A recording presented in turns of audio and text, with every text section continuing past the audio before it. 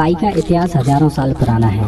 प्राचीन काल से ही हम इंसान पाई का उपयोग करते आए हैं। लेकिन क्या आप जानते हो कि पाई क्या है और पाई का स्टीफन हॉकिंग और अल्बर्ट आइंस्टाइन जैसे वैज्ञानिकों से क्या रिश्ता है?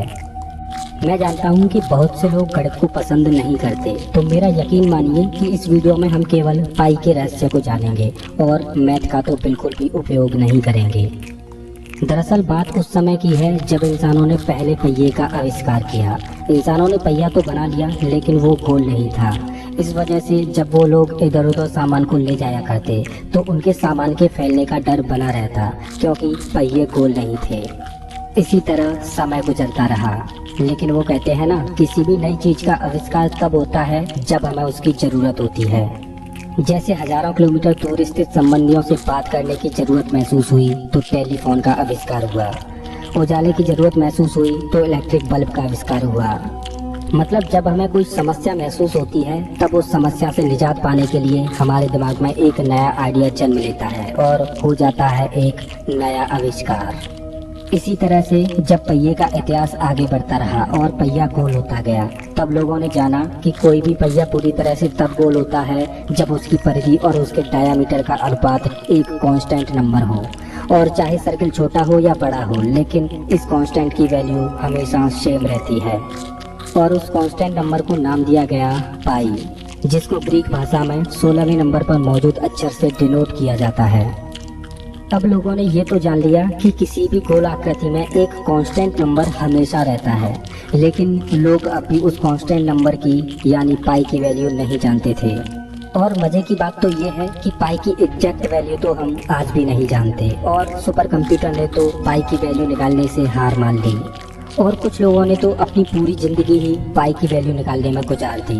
वो लोग खुद तो गुजर गए, लेकिन पाई की वैल्यू अभी तक नहीं निकली। अब आप सोच रहे होंगे कि पाई की वैल्यू इतनी इम्पोर्टेंट क्यों है और इसकी वैल्यू निकालना इतना मुश्किल क्यों है। ये तो आसान है। हमने तो स्कूल में पाई की वैल्यू 22/7 पढ़ी थी।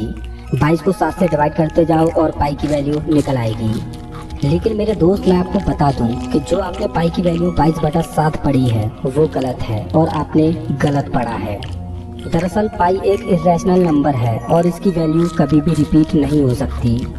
आपको जानकर हैरानी होगी कि बिना पाई की वैल्यू जाने हम स्पेस में कोई भी मिशन नहीं कर सकते, ना ही कभी हवाई जहाज बना पाते।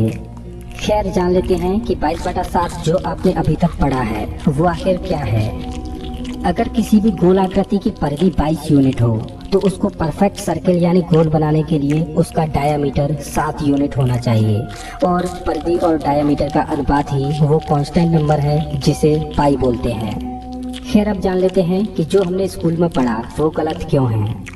दरअसल जब हम 22 को 7 से डिवाइड करेंगे तो वैल्यू कुछ ये होगी जो आप अभी अपनी स्क्रीन पर देख रहे हो। लेकिन पाई की असल वैल्यू तो कुछ इस प्रकार है जो अभी आप अपनी स्क्रीन पर देख रहे हो। और आपको ये बात जानकर हैरानी होगी कि आधुनिक दौर के सुपर कंप्यूटर ने पाई की दशमलव के बाद 5 ट्रिलियन वैल्यू निकाली, और इससे आगे सुपर कंप्यूटर पाई की वैल्यू निकालने में हार गया। सुपर कंप्यूटर द्वारा पाई की इतनी वैल्यू निकालने के बावजूद भी पाई की वैल्यू अभी तक अधूरी है। दोस्तों, चलिए अब जानते हैं पाई का एक अनोखा रहस्य जो आप नहीं जानते।